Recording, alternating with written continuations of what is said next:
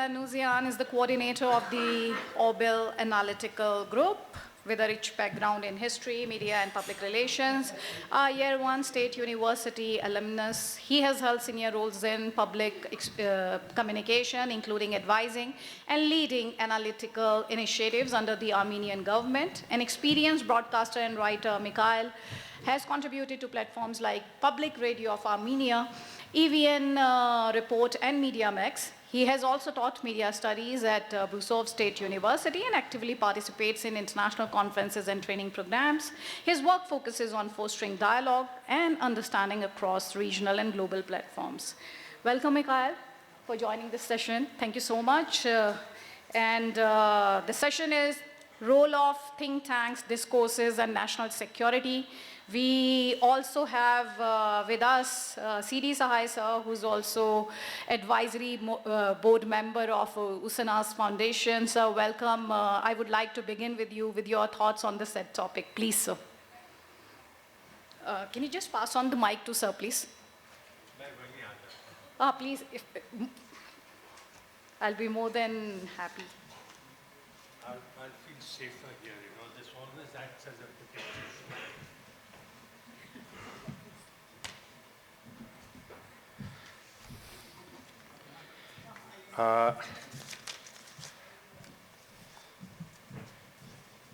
My senior in the college is there, Lieutenant Governor Sahab. I was very honored to be a student in the same college, same university, same subject, and he was the prefect of the hostel, which I used to go in alternate years, the even years and not the odd years. So he must have found me a very even-headed guy. I used to wear quite a few hats, 3 in fact. When I retired, I wouldn't know those. But my basic discipline, from physics to police, and went on to head India's external intelligence agency.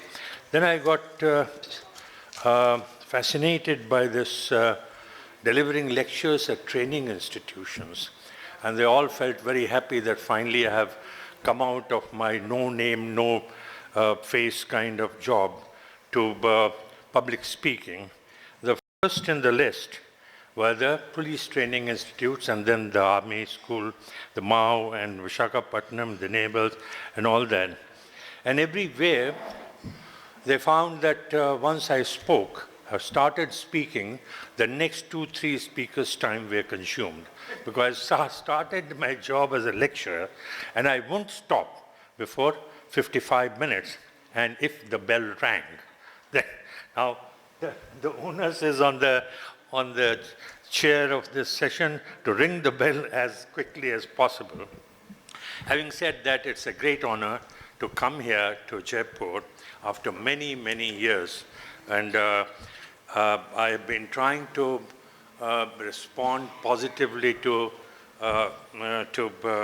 Abhinav's repeated invitations to come to Jaipur, had played a small role also in encouraging him to set up this institution. But everything has a date and time written there, and this time one of my weaker moments, he rang up and said, "Sir, this time you have to come," and he took your name. Okay, Khanna Sahab bhi aa rahe hain. No, I can't say if he is coming, I can't come. Go Jesus, no. I said if he is coming, certainly I'll come and take his blessings along. But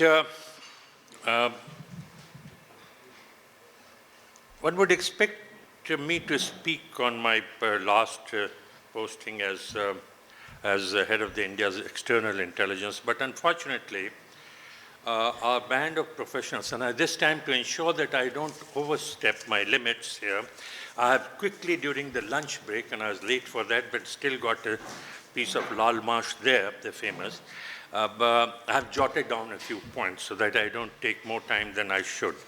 But then our band of professional intelligence officers must keep our mouths shut.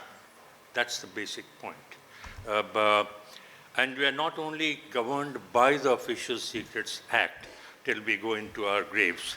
There is something more to those who come from the external intelligence side of this profession, because every time one opens mouth about any incident, there is a foreign national or a country, neighboring and beyond, involved in it.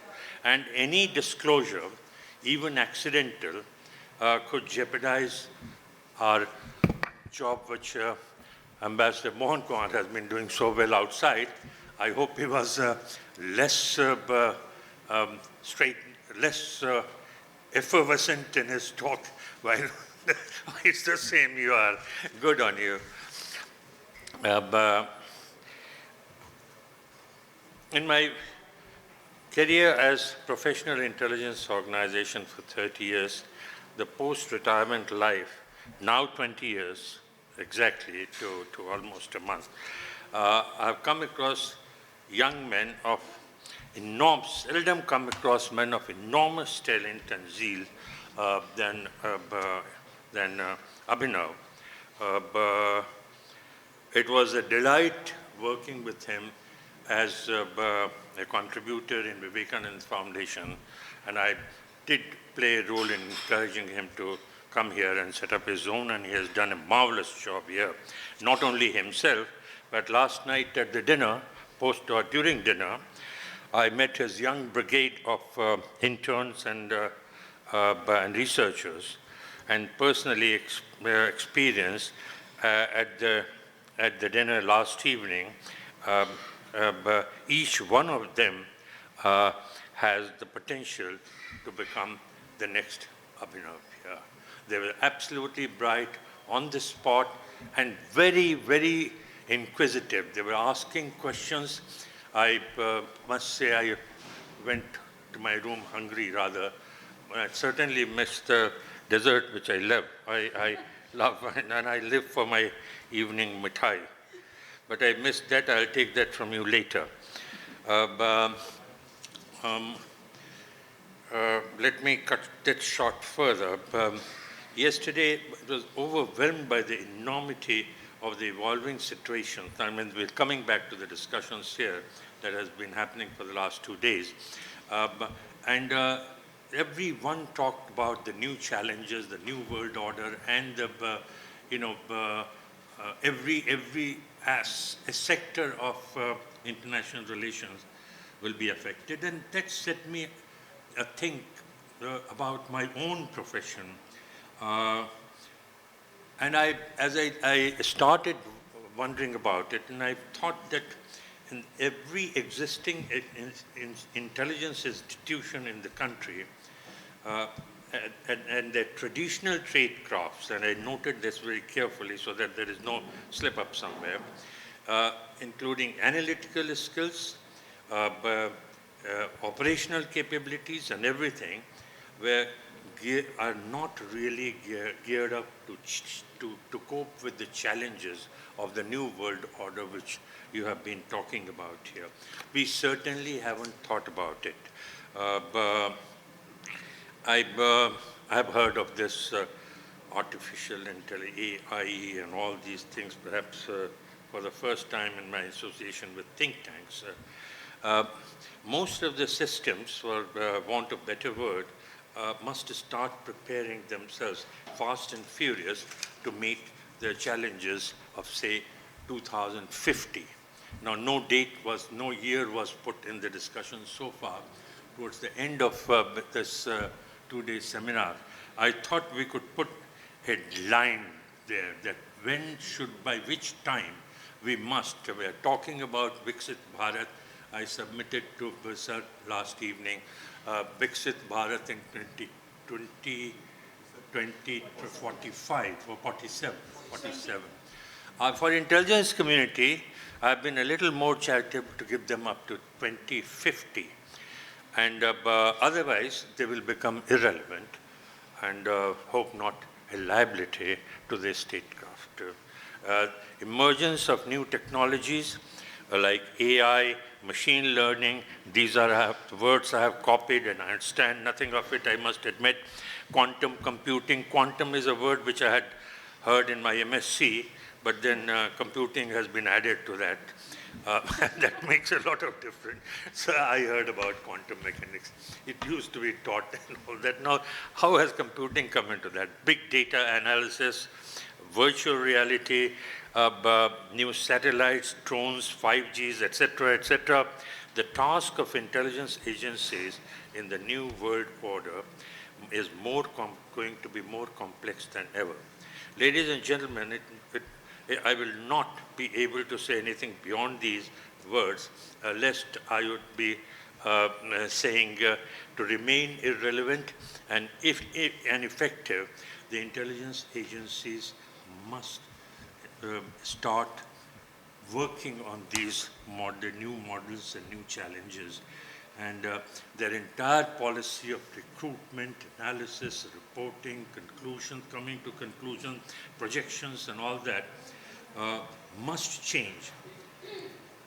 Think tanks like yours can play a major role in helping the country achieve this, connecting the various agencies to not mend their ways, but to sort of tinker with their methods now, rather than wind it up totally and get back to remain relevant and useful for the country and the society. Thank you very much. It has been an honor to come here, and I don't want to lose my pension by saying anything more. Thank you very much. Thank you so much, Sai, sir, for your insights, and we look forward to your guidance. Thank you so much. So, coming back to our discussion, I like to refer to Colonel Miri's presentation where she talked about information warfare. Professor Pant, my question is directed at you, and what I'm trying to say here is we live in an age which is defined by information, though at the same time I would say with social media around, I also feel there is very little information, more misinformation and a lot of disinformation, or maybe more disinformation and lots of misinformation. So in such times when we talk about the role of think tanks, and especially in the context of what has been said about US aid, their interference in foreign affairs, and them funding think tanks, media houses, funding ecosystems, where would you put national security in relation to think tanks, and how do you see this challenge? Thanks. Think tanks exist in a larger ecosystem, which is academic, broader ecosystem, which is academic oriented. Now, when we talk of think tanks, the two words refer to the basic two activities that they do. Basically thinking and a tank of ideas. So in a sense, what an effective think tank should be able to do is to continuously produce new, original, innovative ideas for policymakers, which is, as I think Sai Saab mentioned, beyond the scope of our times, in the sense that we are not talking of, say, 2025, 26, we should be talking about 2047, 2050, whatever the benchmark is, because that's the gestation period in which ideas fructify, in which ideas come to fruition, in which ideas generate outcomes for stakeholders, and which is, in this case, largely we are talking to policymakers. We want to influence policymaking. Now, when it comes to national security, often it's a double-edged sword, because there are areas, again, as was mentioned earlier, there are limits to what you can do, but there are also, you also know that in this day and age, there are areas where you can be influenced. So I think the engagement on both sides, the back and forth between both sides is often lopsided, and particularly I think for democracies, this is a particularly challenging time. As open societies, we want to be able to retain a space where all kinds of ideas, they can be right, they can be wrong, they can be bad ideas also, they can, I would not say flourish, but they can exist, coexist, and eventually good ideas carry themselves forward on the basis of their own strength. But because we are a democracy, because we are open societies, it also allows others to penetrate us in ways that perhaps is detrimental to our long-term sustenance, and therefore you have to take precautions at every level. Now, for a think tank, I think my own sense is that the best thing to do is to be able to be transparent about the ideas that we are engaged in. And I think in that sense, we are living in a world where every single existing institution is establishment institutions are in trouble. Like there is so much disaffection, there is so much mistrust of institutions. If you go to the West, every single institution is, one of the reasons why Mr. Trump's rise to power began, because the Democratic Party was seen as establishment party, the Republican Party was seen as an establishment party. So everyone saw Mr. Trump as an outsider waging that battle. In some ways, that's a story that is being replicated across countries, where you have outsiders coming in, blazing a trail and saying that we are going to change the established order, you vote for us. So nothing changed. Yes. So yet nothing changes because the establishment keeps on in some ways manifesting itself. And there was a lot of talk of deep state, etc., etc. Now, the point here is that for someone who is engaged in an academic activity, in the realm of ideas, there are ways, there is only one way in which you can influence the realm of ideas, and that is by generating a credibility for yourself. And that credibility in the realm of ideas would come only if you are able to show that your idea is a better idea compared to what other ideas are floating in the realm. So, when say something like, terrorism, for example, is a very interesting debate, right? What do you do with terrorists? Who is a terrorist? There has been a long-standing debate about someone's terrorist is other person's freedom fighter, etc., etc. Now, if empirically you can demonstrate again and again that, look, some of these ideas that are floating around, that there is political disaffection, there is disenfranchisement, that is economic dislocation that is causing terrorism, is not really valid. I think as a think tank, you have done your job. Then it is for policymakers to assess the implications of your study. Because what you can do is you can transparently tell the story that, look, some of these ideas are really bad ideas. There is no real evidence that people coming from economically backward communities only become terrorists. There is enough evidence on the contrary, and I think that was discussed earlier. So I think as think tankers, as academics, our job in a sense is to put forth credible ideas backed by credible evidence. And if we can do that on a sustained basis, we generate credibility for ourselves, for our ideas, and I think policymakers would become much more inclined to take us seriously. Because you also see that's other way around, policymakers say, oh, why should we care? Academics and think tankers, they live in their own world, ivory towers, etc., etc., and I'm sure you will come to that as well. But I think that sense of that we are living in two separate worlds is a very strong one. To make ourselves credible to people who are actually making policy, operationalizing it on the ground, we have to be able to deliver on a sustained basis, both as an academic community and as also someone, as a community that believes and nurtures new ideas for policymaking. So you have made 2 points. One, you have talked about credibility, and then you have talked about think tanks operating in relation to the government implementation. So there are 2 questions. One is, do you think they have been able to retain their credibility? Because in India, they are, if you may allow me, they are more or less marginalized. They are not part of that very system which executes it, which executes policy, because then it's broadly bureaucracy. And then the second question, I'll come to the second question. First you answer this one, please. Well, it's a difficult question to answer in front of so many bureaucrats. So I think there has been a lot of resistance to external stakeholders, and it has been an uphill struggle. I think to come here in Jaipur to talk about these issues is a fascinating, I think, experience for many of us, because it's very difficult to get through good ideas to people who matter, but also the Delhi centricity of all this. That every good idea should belong to some senior bureaucrat or a retired bureaucrat in Delhi is also a very powerful, powerful motive in our system. that everyone in a Delhi, in a certain ecosystem, is an expert and expert at everything. So the sheer idea that you have experts outside the system is a misnomer, right? Because if the bureaucrat knows everything, then why is there a requirement to go outside? But I do think that today there is a realization within the bureaucracy, across the board, that you don't have answers to all the questions. So you really need good ideas, and you really need people who operate in different sectors. Now, if you talk of quantum computing, AI, I mean,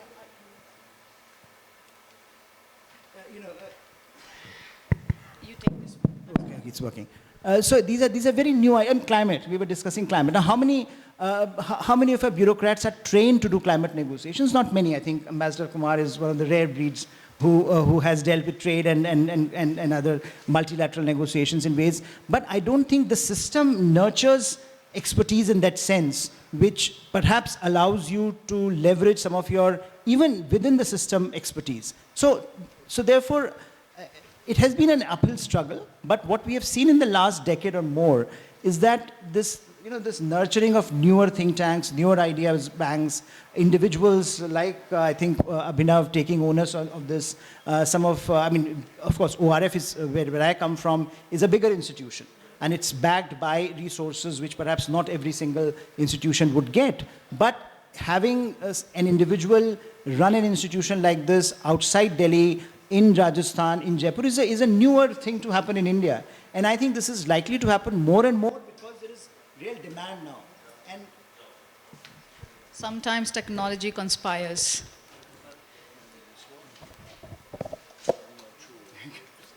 So I do think that we are moving in the right direction, but it is certainly still a challenge for outsiders to have an impact into the policy mainstream. And that, I think, is a challenge, again, which we as think tankers can manage by also keep on producing good work.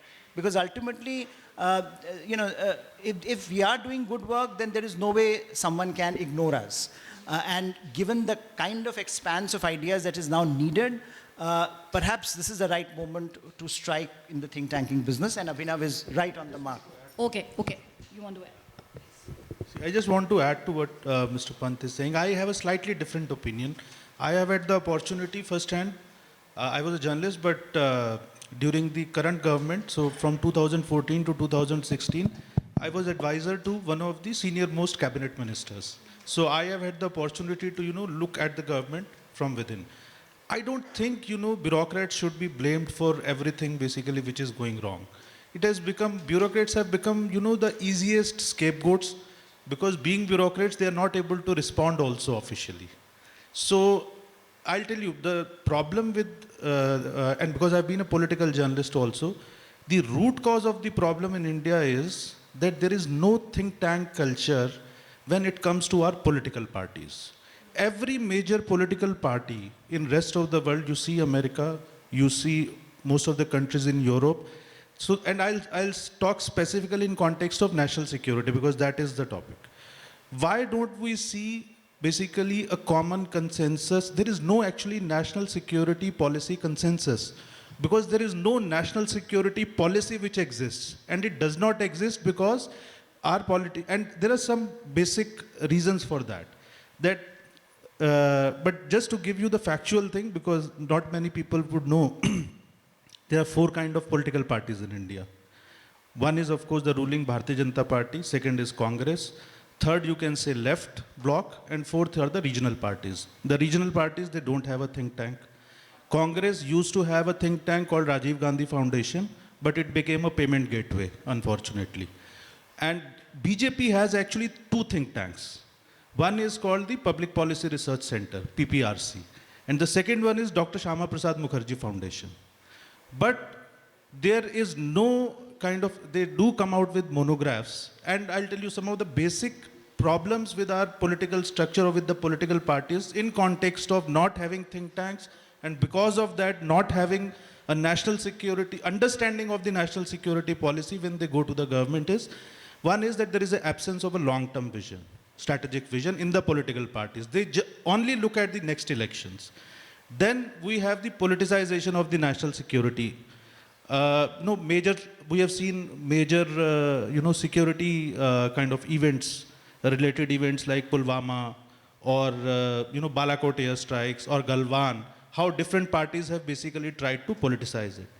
And there is an absolutely lack of institutionalized security frameworks within the parties. You can gauge it from the debates which happen within the parliament.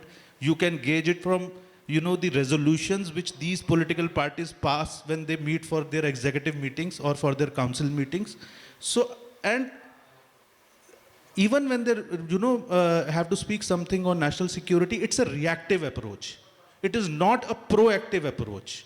So, and then the problem is, there is another problem is that, when governments change, the national security policy also changes, to some extent.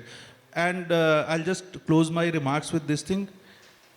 Tell me who is the national security expert in BJP? Tell me who is the national security expert in Congress? The same Jairam Ramesh, or the same Ravi Shankar Prasad, who is speaking on, the water crisis in Delhi on one day, the next day, or on excise scam, or on liquor scam, the same person is, handling the press conference on the national security issue. Professor Pant, would you like to respond on this? And then I would bring in Mikhail. No, see, I think, political parties, I don't think that there is a particular need for consensus as such on any issue, because political parties by definition will have very different ideas about India, about the world. So I think to expect that somehow political parties across left and right are going to have the same view on national security issues, that's a misnomer by definition. So I don't agree with that assessment. But I do agree that political parties do not generate expertise the way perhaps in other countries, in other democracies, we see them doing. And therefore, you do not have that kind of a conversation, policy conversation. So you end up into a problem where the bureaucracy becomes the driving force in that sense in the policy conversation. And therefore, I don't want to put bureaucracy on the mat, but it's because it's the most important institution in the country which is driving policy conversations. Therefore, ultimately it is for the bureaucracy to decide how much intervention they want. And I think under Modi government, a lot of external expertise has come into the system because of perhaps Mr. Modi's personal intervention, or someone like Dr. Jaishankar, for example, who started the whole Raisina dialogue that we do with Ministry of External Affairs, which is an externally oriented, and he started internships for consultants in MEA. And there are a lot of problems with the system, but I think in some ways bringing in external voices into the system was started because of individuals. Again, not because of institutional frameworks that were evolved over a period of time, but because now you have important, powerful personalities who have a certain view about this issue. So the question is, what happens when the personalities change? Will we revert back to the same old status, or will we continue with this discourse, or will we continue with this mechanism? And I think these are important questions. And when we talk about the governmental think tanks, I mean when they make any research or product and bring to the government, it's a classified or not classified, but just for the government. It's a different, quite a big difference between this kind of think tanks, this kind of product, and what is we make or think tank makes for the society. So think tanks, it's very kind of they are very different, not only in their ideological or financial aspects, but also in this meaning. If we work from the one side, I think we don't need. We should be very careful in this question and not to underestimate or overestimate the role of think tanks as a policy shaper, because there are a lot of examples in the world, and I'm sure in our life, that the governments make decisions without of think tanks' opinion or suggestions or their policy briefings and other content. So it's difficult to say which is the way. So our anticipations about the think tanks should be very, very balanced because the disappointment could be, in other way, the disappointment could be very high. About the social, think tanks, I think it's also very difficult and hard times for the experts because there are we have a social media which brings a lot of good stuff, good opportunities for us, but also it has a very negative or might have very negative impact on think tanks and experts mostly. We live in the era where everyone using the social media can proclaim himself as an expert in a very short time, and it's very difficult to compete with that kind of experts because they are very active. They use social media and a couple of interviews and some channels of YouTube or some couple of statuses on Facebook. That's pretty enough to get a lot of hundreds and thousands followers and become a think tank. So and become an expert. So this is a challenge. I don't mean that we need to compete with that experts. I mean that this society will follow this kind of, it calls DIY expert, do it yourself, you know about that, or personally made experts. We can push the wrong put the wrong ideas, wrong assessments, and make quite a big damage. If we look around the world, we will see a lot of these examples about the vaccination. We know about the COVID-19. There is a big problems, challenge about the vaccination of autism, the illness, and a lot of other kinds of examples. So we need to figure out, we need to find a solution in this way. Where do we see the expert community, what they can do in this situation?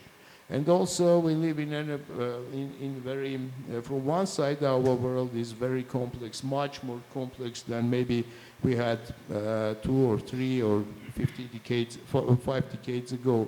But now, from the one side, we have to figure out tough questions, very complex questions. But from the other side, we see that the main part of society don't like to get in the details. They don't like strong answers. They don't like deep researches and insights. They prefer to have very short, very quick, very fast answers and very simple.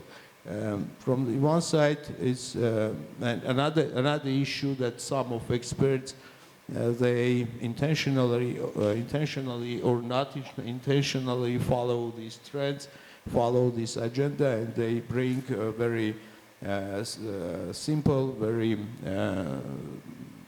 not deep researches and results on the top.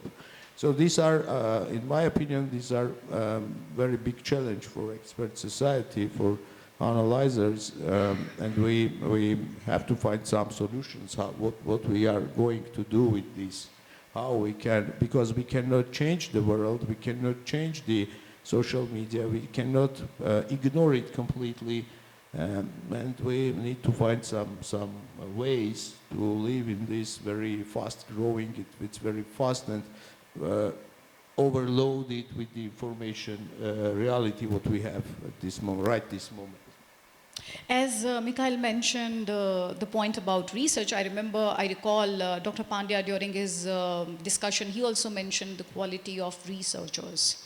So, Professor Pant, do you agree that the quality of research hasn't been up to the mark as in by the international standards? And how would you ensure that quality? See, I think that's a given, in the sense that if you look at the Indian educational ecosystem today, higher education system, it's in a crisis. And think tanks will only be as good as the education system we have, because that's where the pool of talent is coming from. There is a real crisis in terms of the people. HR management is the biggest problem think tanks are facing, because there is no, and the topic is national security. Now think about it. I did an entire course in JNU on international relations masters. It was 2 decades back, but nonetheless I want to put it out. You could do an entire degree in international relations without a single course on national security. Now, I don't know whether it has changed, but there was nothing on intelligence, there was nothing on the services, there was nothing on procurement, there was nothing on defense policy. It was as if you can have an international relations program where the instrumentality of force is completely non-existent. So the thing is that we have not been able to nurture talent outside the state system.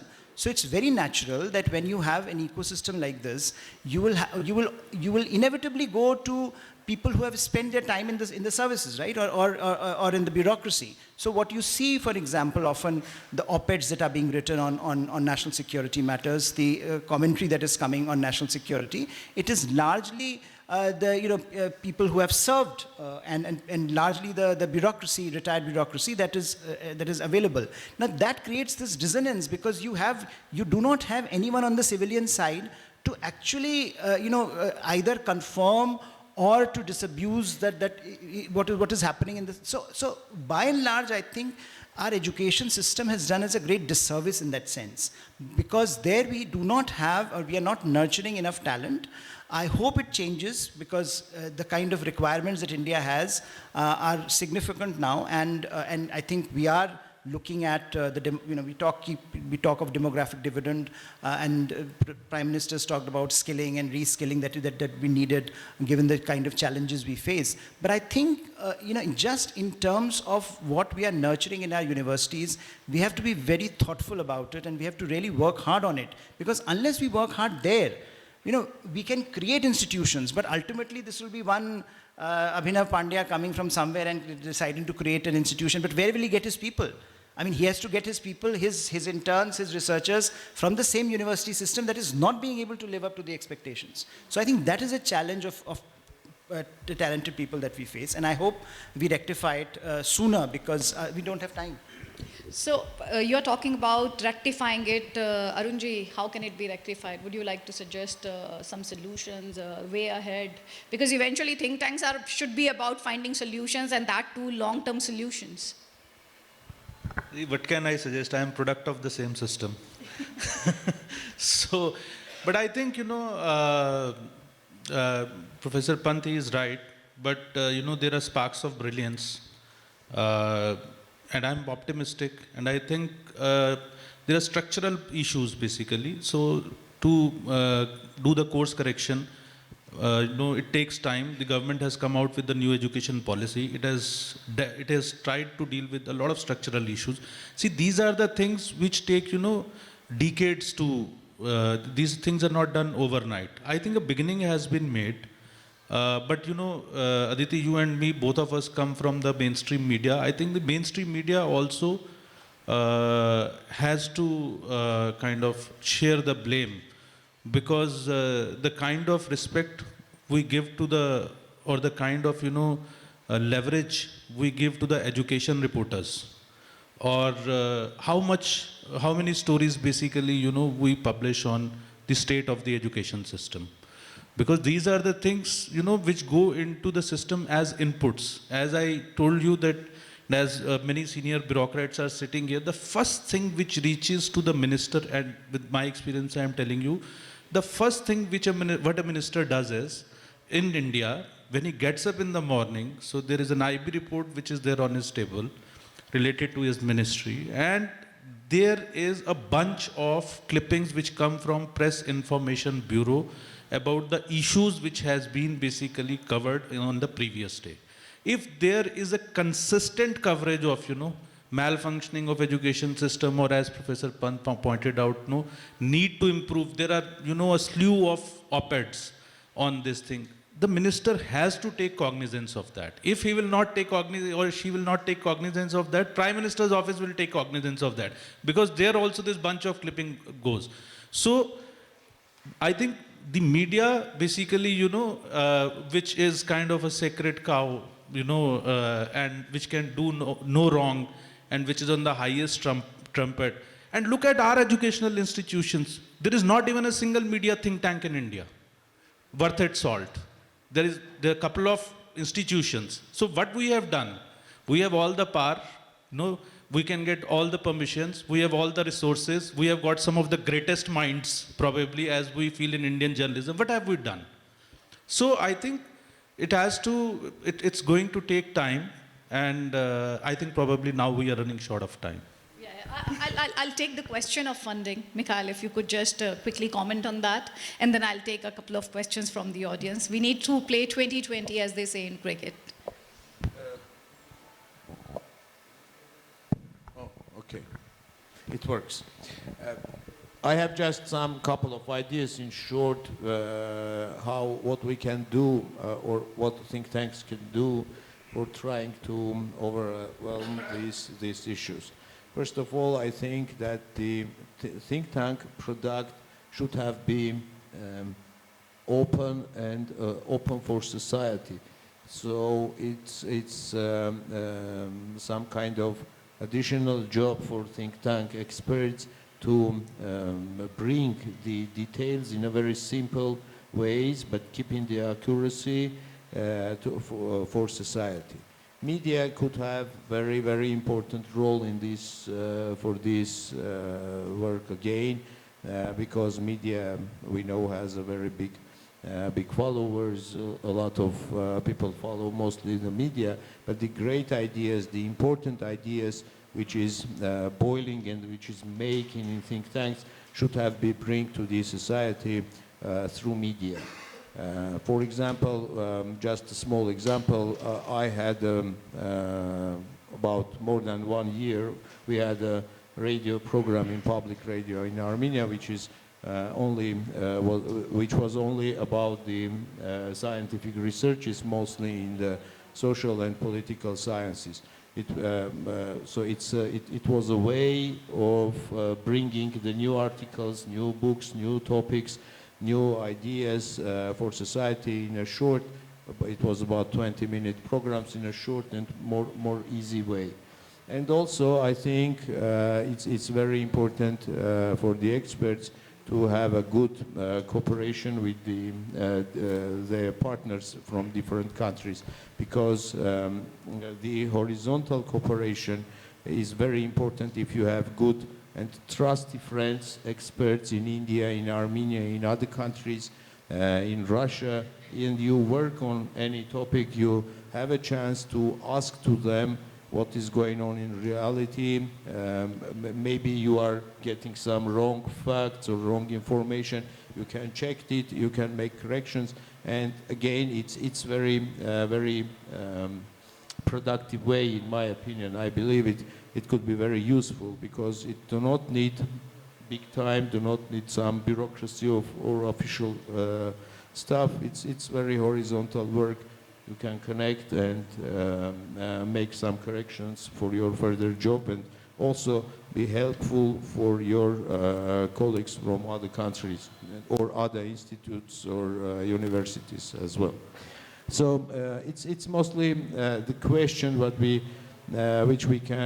which we need to think about it to get some maybe better. I'm sure there will be a lot of better ideas, good ideas about this, and to help each other. The expert community need to help each other for resisting this social media and internet attack on the science and on the stable knowledge. Professor Pant, before I throw the floor open for questions, my last question to you is, yes, there is a question of credibility, but at the same time, the funding issue. Some think tanks may find it easier to get funding. There is mushrooming of think tanks, but funding remains a huge issue for majority of them, most of them.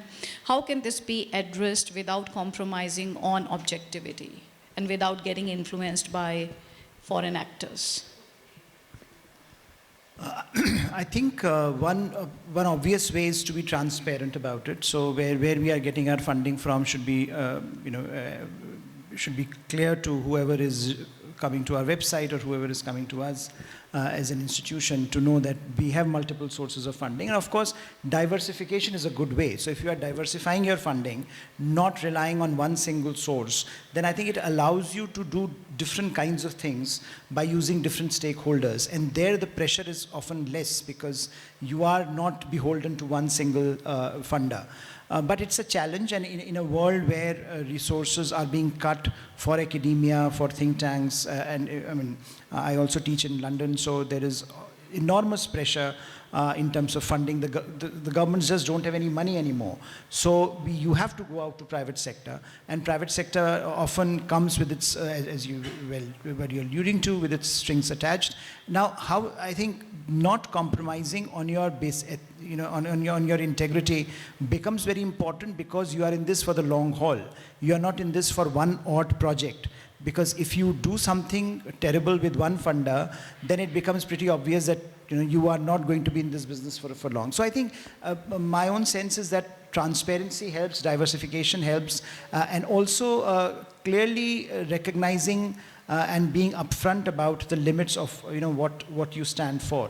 Because at times there is going to be subtle pressure, not overt pressure.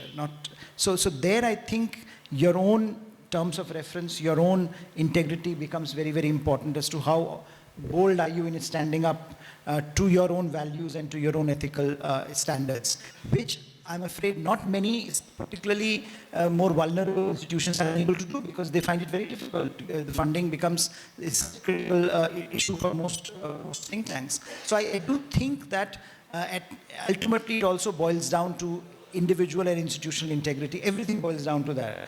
But you are right, funding can be used in various ways, and funding can be used in ways that perhaps allows us to leverage different kinds of funding to achieve certain kinds of outcomes that we have defined for ourselves as an institution.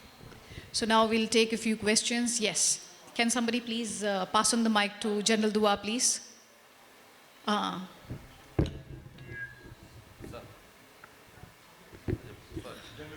General Dua. Yeah, I'll take. Thank you, Aditi. Now I got the name right. Aditi, I refer to the, you asked a question to your co-panelists about quality of research, what can be done. I want to talk about that. Most of our think tanks, like Mr. Pant also said, have to fall back on retired bureaucrats, retired military officers, retired intelligence officers, and people who have been in the field. Because the quality of research is very poor. And why is it poor? It is poor because we do not have a strategic culture in our country. We don't have a national defense university. In US or any other European country, Western countries, you have universities that teach this. You have young academicians that grow up in this culture. When Mr. Pant mentioned that you don't have such students coming up, we don't have such students I mean, you referred to your course that you did in JNU earlier.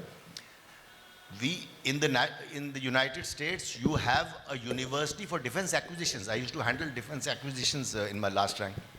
So I visited that university. So what I'm trying to say, to cut it short, we need to have more than one national defense universities that can, or universities with the similar name, similar charter.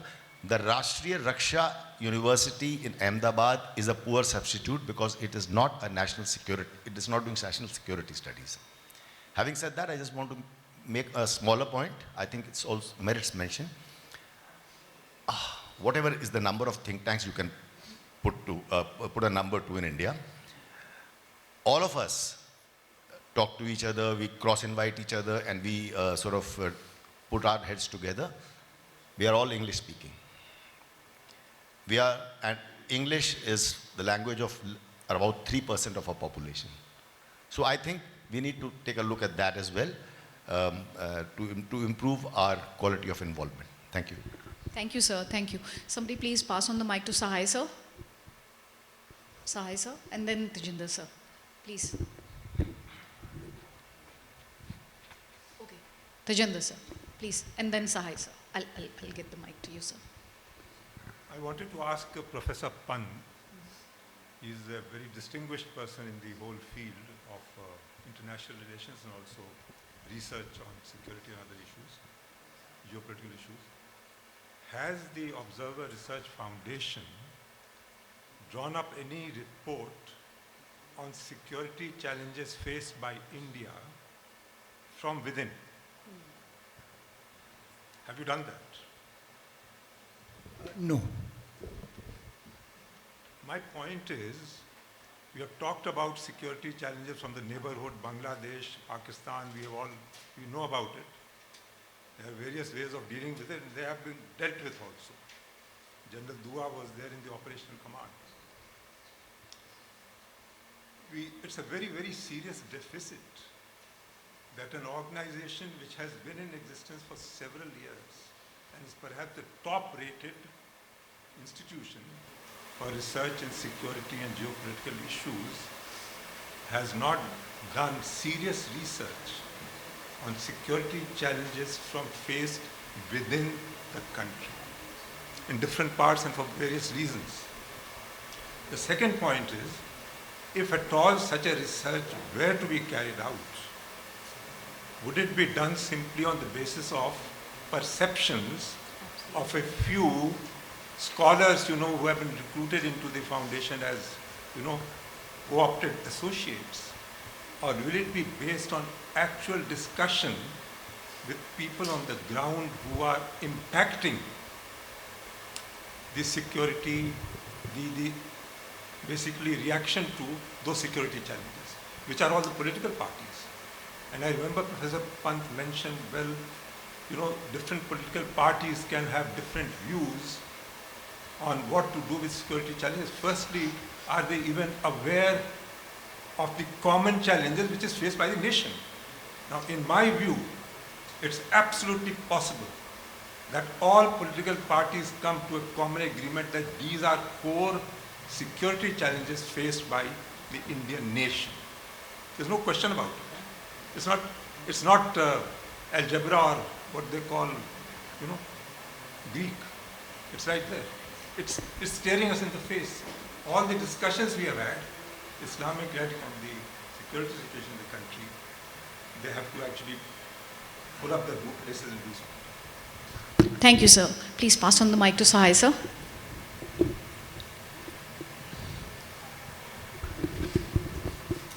Thank you, Chair.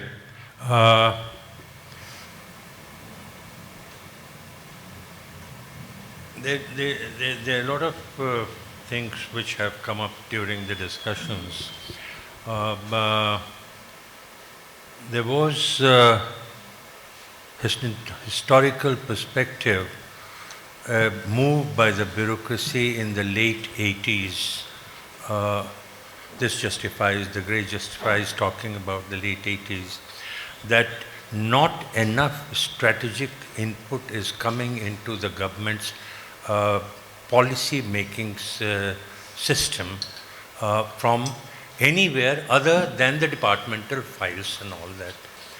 So it was decided to identify universities and institutions in India, and there were not many who had launched specialized courses on area studies. We identified 9 of them in the country, and the subjects on which they had the teaching faculty and who were willing to cooperate with the government.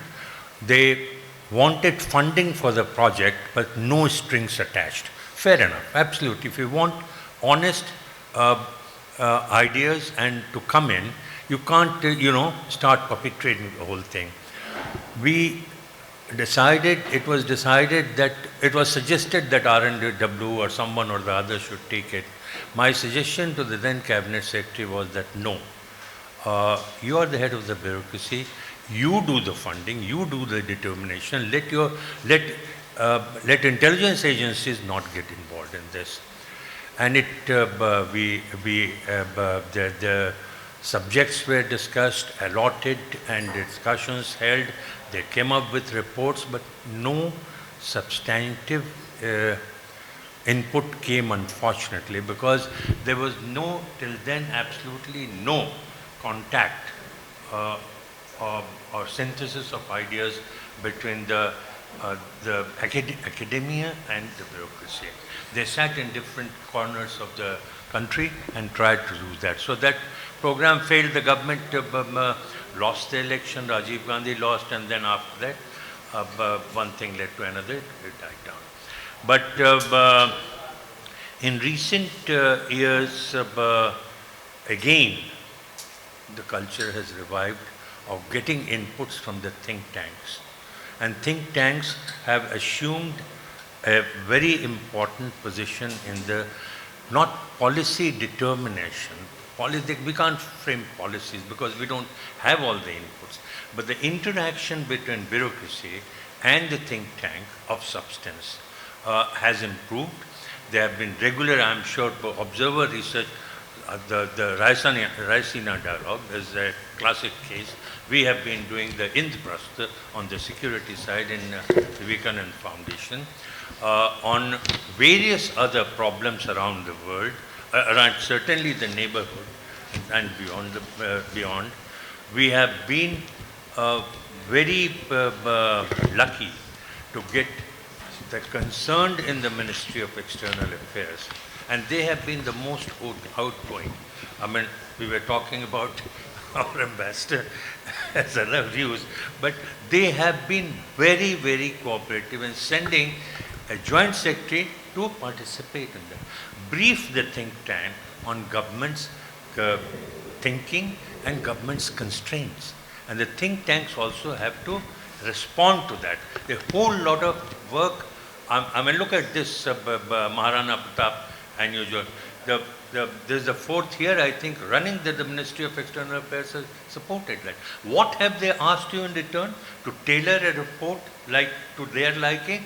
Absolutely no. That is not. I mean, I can say that I've been working with Usanas Foundation intimately, and then now after COVID, I have not been regular there.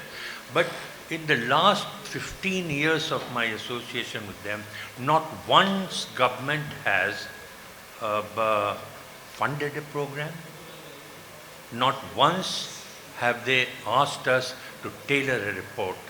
I must be honest enough to admit that when I dealt with think tanks and my area of operation were overseas, those days the culture was that, look, this is the problem, this is the money, get whoever you want, discuss whatever you want, but this is the final recommendation I want.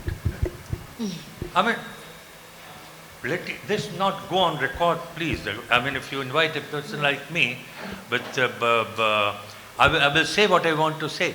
But that is the problem which the government suffered, the think tanks also suffered. Now, fortunately, that era is over. You have the liberty to set the agenda and to have the discussions and send the report. The problem comes that in the government, I mean, a very distinguished Foreign Service officer, Mr. Kamal Sibbal, was the Foreign Secretary, and I was the raw chief there. When we were discussing this in Usanas Foundation, I asked Kamal, tell me, what did you do when you received a 250-page report from a think tank? Very well researched and all that. He said, what did you do? He asked me. I said, I used to write to the Undersecretary, please examine and put up a one-page note on any new ideas that have come. That's all. I mean, this is ultimate contempt with which you can treat your intelligence. Yeah, I've been guilty of it. This is what I mean, you have been talking about it. But that's not the position now. And Kamal also used to do it. Who had the time to read this one? You must come up with executive summary. That has started happening. Now, I can suggest to the foundation here also, prepare your reports, put up a 2.5-page summary of key recommendations that you want to make, which has emerged not on your own.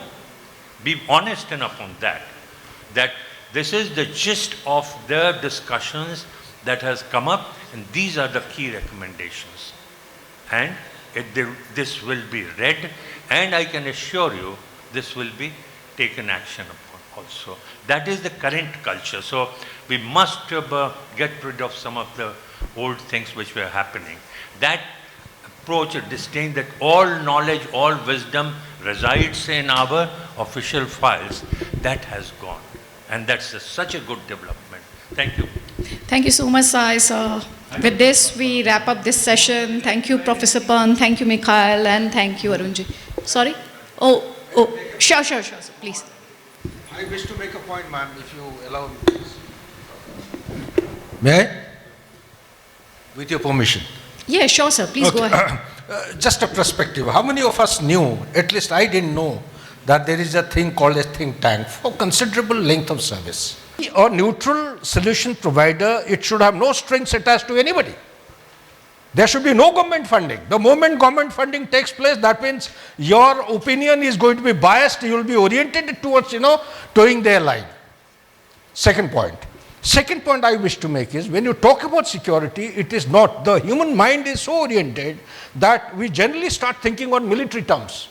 Siliguri corridor, Manipur, J&K, Maldives mein kya ho raha hai, southern India is affected.